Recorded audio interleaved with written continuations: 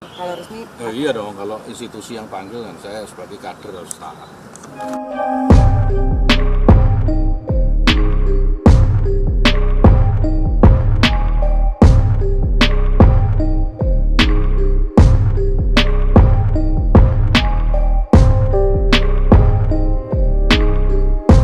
Kalau resmi? Oh iya dong, kalau institusi yang panggil kan saya sebagai kader harus taat. Ya, tapi ya itu, jadi saya nggak akan merubah pendapat saya.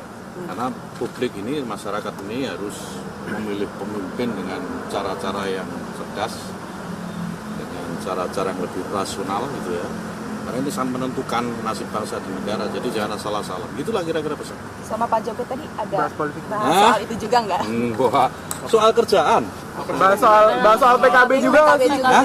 Soal PKB juga. Enggak urusan ini kerjaan saya dipanggil sebagai Menteri Agama gitu loh. Enggak ada urusannya dengan partai. Kirain ada nyelip-nyelip dikit kemarin Reshuffle apa ya? Nggak tahu saya. Itu presiden dong kok tanya saya reshuffle. Kemarin Caimin bilang Apa-apa? komentarnya Gus Yakut itu kayak komentar buzzer. Masa sih? Iya. Saya baru Tanggapannya tahu terus tuh. gimana? Nggak apa-apa.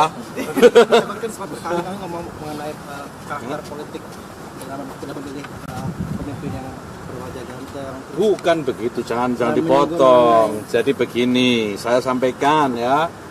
Jangan memilih pemimpin itu asal melihat fisiknya, mukanya ganteng, bicaranya bagus, manis gitu ya.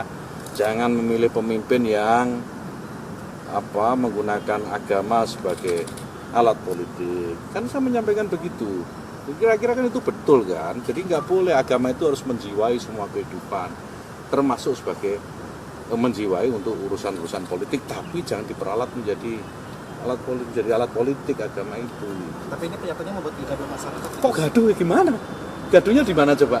Wong saya nih menyampaikan norma-norma yang benar, norma-norma yang objektif menurut saya. Publik itu ya begitu, memilih yang rasional, memilih yang yang dengan pertimbangan yang benar-benar untuk bangsa dan negara, bukan hanya sekedar tampilan fisik. Salahnya di mana? Kok gaduh ya enggak lah menurut saya.